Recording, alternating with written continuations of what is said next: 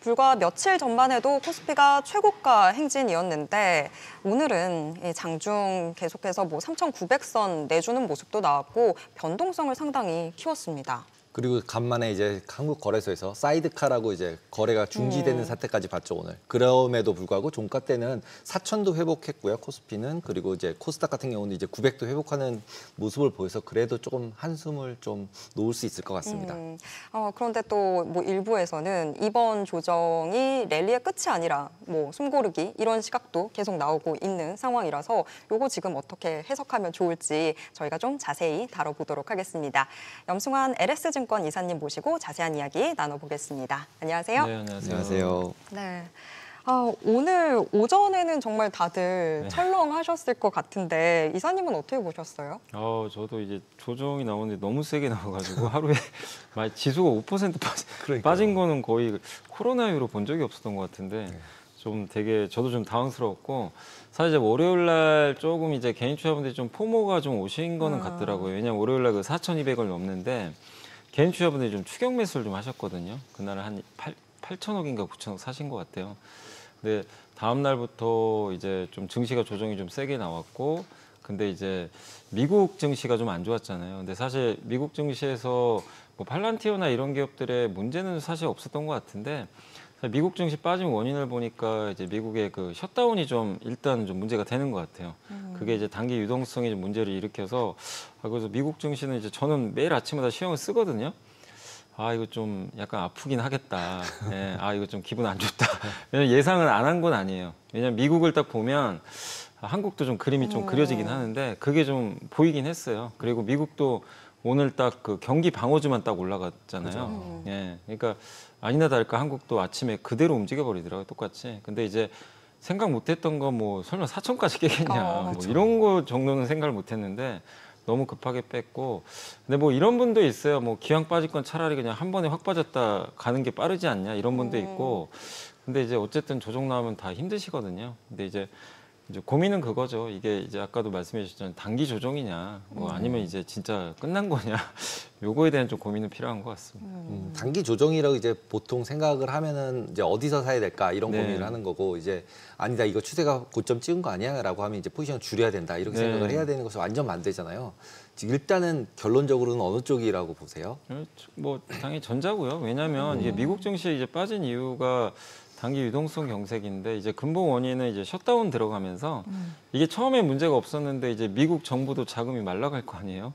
이제 그 재무부 이제 그 TGA라 그러죠, 우리가 보통. 그렇죠. 예, 거기 이제 연준에 있는 그 계좌인데 거기서 이제 자금을 빼가지고 지출들을 많이 할 텐데 그걸 좀 활용을 좀 못하는 것 같더라고요. 그러다 보니까 정부도 돈 필요하고 그래서 이제 시중에서 돈을 구해야 되는데 이게 이제 몰리다 보니까 유동성이 좀 말라버린 것 같아요. 그래서 갑자기 달러가 막 100 넘어가고 튀었던 것 같은데 이거는 기술주한테 되게 안 좋은 신호죠. 일단은 왜냐하면 자금 경색이 생기면 많이 오른 기업부터 일단 팔아버리거든요. 그래서 이제 그게 미국에서도 나왔고, 근데 이제 이게 그러면 계속될 건가 이걸 고민해봐야 되는데 사실 셧다운이라는 거는 지금 계속 이어지는데 이게 정말 내년까지 간다고 보신 분은 많지는 않으실 거예요. 이게 결국에 해결될 문제잖아요. 영원할 건 아니기 때문에 이 셧다운으로 인한 이 문제는 결국 시간이 좀 해결할 문제다. 다만 그게 11월 중에 끝날지 12월 중에 끝날지 모르니까 좀 우리가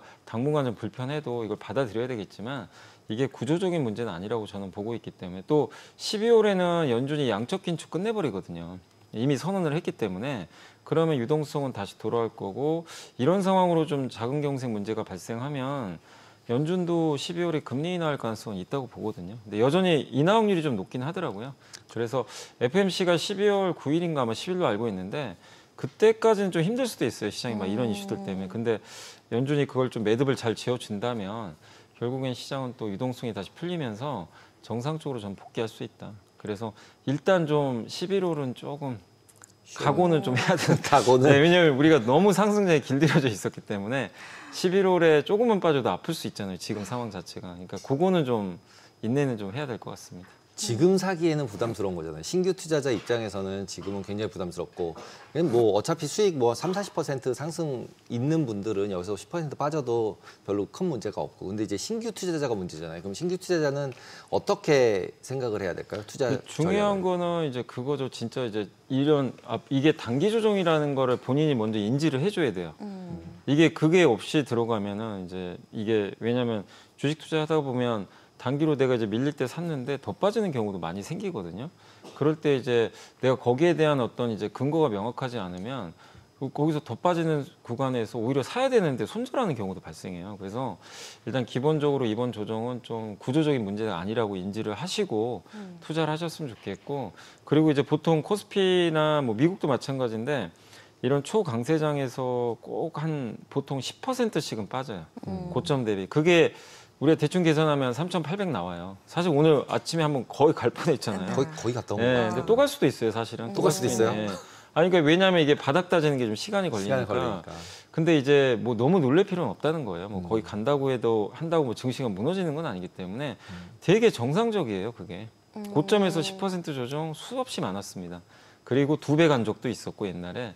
그래서 이걸 이상하게 생각하지 마시고 그래서 조정 기간은 최소 한 달은 걸렸고 그 폭은 뭐 심지어 20% 이상 조정 나온 적도 있어요. 우리 모르죠. 근데 그 정도 조정은 아닐 것 같아요. 제가 봤을 때는 10%. 그래서 저는 이제 오늘 아침에도 4천 깨졌지만 4천부터 한 3,800까지는 이게 한 번에 하는 게 아니라 조금씩 이제 모아가는 거죠. 분할로 천천히 오르는 날 사지 마시고 이렇게 오늘처럼 빠지는 날이 있으면 대신에 이제 두 번째 고민은 그거죠. 뭘 살까? 그러니까 섹터에 대한 고민인데 섹터는 그냥 뭐 당연히 주도주입니다. 주도주를 하셔야 돼요. 그냥 3전 하나씩 사야 되는 거죠. 뭐 그런 거나 뭐 우리 흔히 다 알잖아요. 뭐 아까도 얘기해 주신 것 같은데 그러니까 그런 주도주가 이번 사이클 강세장 사이클 끝나기 전까지는 끝까지 주도주예요. 예, 오르면 더 오르고 빠지면 덜 빠져요. 예, 그리고 빠질 때도 제일 나중에 빠져요. 사실 이게 만약에 상승이 끝난다고 봤을 때 그래서 주도주 못 담으셨던 분들은 이번 기회를 저는 좀 활용해야 된다. 지금 주도주라고 표현하시는데 주도주라 하시면 반도체랑 또 반도체도 있을 거고 조선도 있고, 뭐 변압기도 있고요. 뭐 방산도 있을 거고. 있고. 예. 뭐 그러니까 되게 많죠. 종류들은 좀 여러 개 있는데 흔히 말하는 우리가 뭐 조방원 얘기도 많이 하잖아요. 뭐 로봇도 있고 이런 섹터들이 일회성 이슈로 간 건 아니거든요. 그래서 그런 걸 좀 보시고 다만 이제 하반기 그렇게 강했는데 저는 주도주가 될 거라고 생각했는데 안 간 업종들도 있어요. 개인적으로 이제 엔터 업종. 엔터. 네, 엔터는 주도주로 보고 있거든요. 내년에 어제 BTS도 돌아오기 때문에 상당히 좀 효과 있을 것 같고 그다음 오늘 보니까 네이버가 또 실적 상당히 좋았더라고요. 네. 그래서 오늘 급락장에서 주가 급등했던데 그게 그냥 오른 게 아니라 이 전자상거래 이쪽 그 매출도 괜찮았던 것 같고 저는 이제 기대하는 게 사실 그런 것도 있는데 스테이블 코인 시장이 어쨌든 저도 한국에는 이제 열릴 거라고 생각은 하고 있거든요. 그래서 이제 네이버랑 두나무가 그 그림을 일단 지금 그리고 있잖아요. 아직은 이제 완성은 안 됐지만 그러다 말 거는 아닌 것 같아요. 그래서 이제 여기에 관련된 새로운 산업들, 네, 코인과 관련된 그런 부분들을 이제 네이버나 카카오가 앞장서서 할 것 같거든요. 근데 그 시장이 뭐 빨리 올지 늦게 올지는 알 수는 없지만 저는 이제 결국엔 좀 올 거라고 보고 있어서 그런 섹터들도 주도주는 아직은 아니지만 한번 이런 이제 조정 구간에서 한번 고민해볼 필요는 있다 이렇게 생각을 하고 있습니다. 그리고 보통 이제 순환매가 일어나니까 이제 은행주 얘기들을 많이 하시더라고요. 왜냐하면 이제 그 분리과세 결국 과세 나오면은 이슈는 되니까 그러면은 그때 한번 가니까 지금 사서 모았다가 그거 발표할 때 팔면 된다. 항상 모든 사람이 이제 세로만 생각하는 것 같아요. 뭐가 나오면 팔기 위해서 그 전에 뭘 미리 사자 뭐 이런 거. 근데 저는 은행주는 사고 팔고 안 하셨으면 좋겠어요. 사고 팔고 안 하는 게 낫다. 계속 배당만 받으시고 아니 왜냐하면 배당 받아도 그동안은 사실 지난 몇 년을 보면 좀 은행주가 계속 주가는 제자리인데 배당은 많이 줬는데 지금은 어땠죠? 주가도 오르고 배당도 많이 줘요. 근데 앞으로도 저는 주가는 더 오를 수 있다고 보거든요. 예, 그 상황에서 배당은 기본적으로 나오니까 그래서 꾸준히 정말 은행주처럼 편하게 중장기 투자할 수 있는 섹터가 몇 개 안 되거든요. 돈도 잘 버는 섹터니까 경쟁도 사실 없잖아요. 우리나라 이제 은행주 몇 개 없기 때문에 그래서 은행 업종 같은 경우는 뭐 은행을 세론한다는 건 좀 이해가 안 되는데 아니 뭐 세론할 게 있나요? 은행이 뭐 엄청 오를 것도 아니고 그냥 잔잔하게 저는 이렇게 계단식으로 우상향하는 업종 같아서 뭐 사고 판다는 느낌보다 저는 은행은 그냥 자산 개념으로 모아가는 게 제일 좋은 전략 아닌가 이렇게 생각을 하고 있습니다. 이렇게 패널분들 말씀하시는 거 들으면 투자가 어려운 게 아닌데 저만 어려운 상황인 것 같습니다. 근데 아까도 뭐 네이버 실적도 얘기를 해주셔서 실적들 나온 것들 좀 여쭤볼게요. 뭐 쿠팡도 미증시에서도 지금 실적 나왔는데 사실 쿠팡 실적 자체로 보면 좋아 보이기는 하는데 수익성 측면에서는 좀 우려되는 거 아닌가라는 분석도 있더라고요. 어떻게 보셨어요? 네, 근데 쿠팡은 뭐 저도 이제 제가 뭐 미국 기업까지 자세히 분석은 안 하지만 어쨌든 쿠팡이 이제 우리나라 기업이잖아요. 그리고 이제 이번에 네이버도 사실 커머스라 그러죠. 이 상거래 이 매출이 지금 35%나 고성장을 했고, 그다음에 이제 쿠팡 같은 경우는 이제 이용 고객이죠. 여기가 뭐 압도적으로 높은 상황인데 계속해서 여기 좀 증가를 해주고 있고, 그리고 근데 이제 쿠팡도 이제 흑자 전환하면서 이익이 이제 뭐 1,000억대, 2,000억대로 나오는데 사실 이제 고민은 그거죠. 여기서 더 퀀텀 점프를 하기가 등치가 워낙 크다 보니까 쉽지는 않아요. 그래서 이제 성장률로 보면은 이게 정말 뭐 매년 이렇게 고성장하기는 좀 쉽지 않죠. 예. 그리고 이미 우리나라에서는 이미 시장을 지금 장악을 했기 때문에 그래서 저는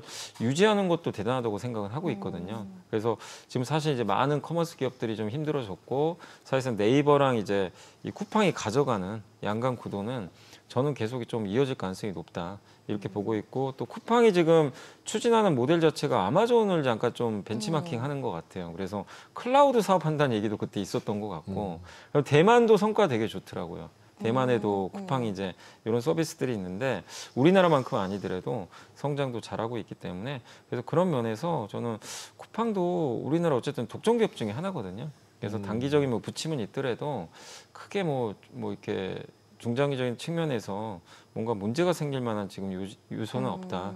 그리고 뭐 쿠팡은 제가 아니더라도 지금 전 국민이 다 쓰잖아요. 그러니까 그게 내가 어느 날 쿠팡 클릭 안 한다. 네, 그때 좀 조심해야 되지 않을까. 쿠팡의 대체제가 나온다면. 근데 그럴 일은 좀 없지 않을까 이렇게 생각은 하고 있습니다. 그리고 조금 아까 이제 은행 얘기 잠깐 했었는데 카카오뱅크는 기존에 있는 은행주랑은 좀 다르잖아요. 다르죠. 네, 다른데 지금 순이익이 3,700억이 넘게 나왔다고 하더라고요. 이거는 어떻게 바라보는 게 좋을까요? 근데 이제 이게 카카오뱅크가 시가총액이 또 싼 건 아니다 보니까 밸류로 보면요. 다른 은행주들보다 너무 높은 거죠, 사실은. 밸류 자체가. 그래서 뭐 돈 잘 번 거는 인정하지만 사실 카카오뱅크가 이제 이 PER이나 뭐 이런 걸 봤을 때는 싼 건 또 아니니까 이게 좀 그러니까 성격이 애매한 것 같아요. 그러니까 카카오뱅크도 엄밀히 따지면 은행은 맞거든요. 본업은 은행이잖아요. 네, 은행인데 여기 이제 카카오가 들어가고 왠지 또 플랫폼 기업 같고 그래서 옛날에 상장할 때는 상장하자마자 이거는 은행 아니다. 그쵸. 그래서 주가가 날라갔죠. 정말 하늘 높이 갔는데 나중에 빠지고 나서는 야 너도 은행 아니야? 예, 은행주랑 같이 놓고 보니까 너무 비싼 거예요. 이렇게 빠졌는데도.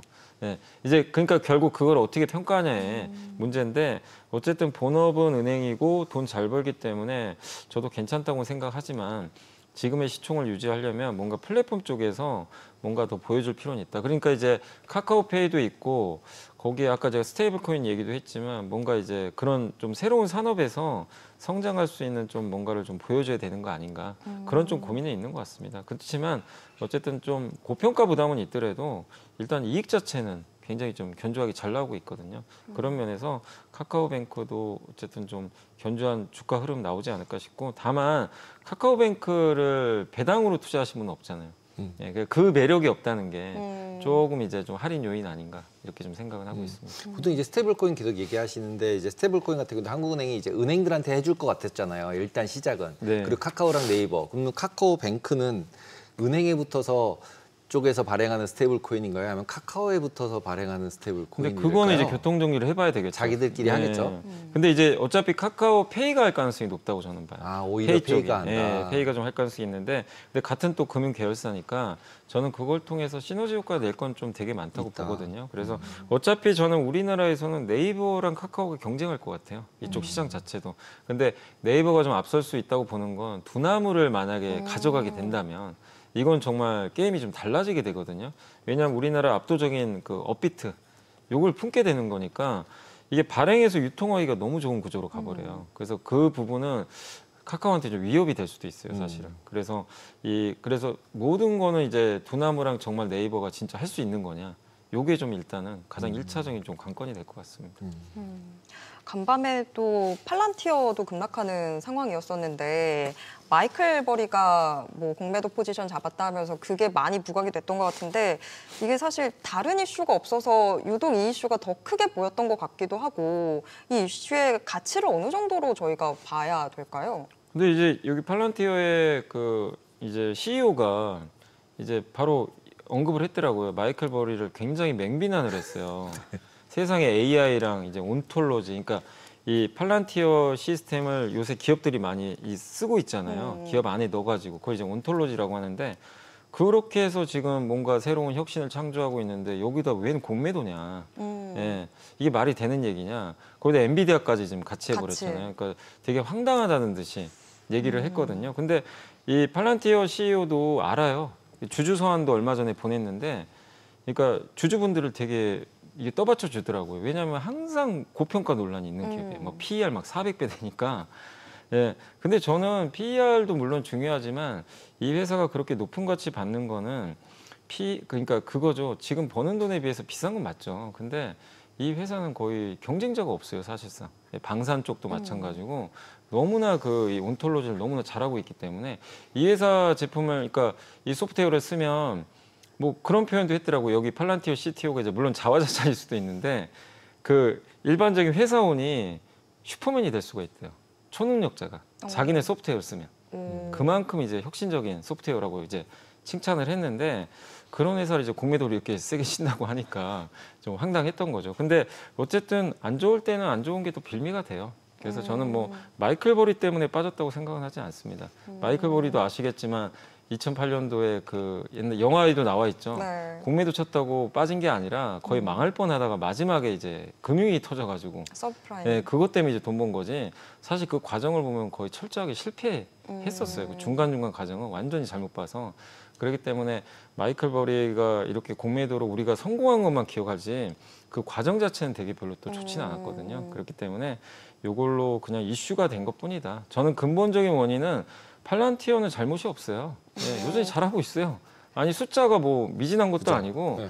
그러니까 팔란티어 CEO는 억울하겠죠 지금은. 왜 내가 뭔 잘못을 했다고 왜 다 나만 갖고 그러냐 이럴 수 있는데 잘못한 게 아니라 사실 주가가 많이 오른 게 잘못이라면 잘못이고 그동안 거기다가 아까 신용 경색이 좀 발생하고 그러니까 이제 돈 빼고 싶잖아요.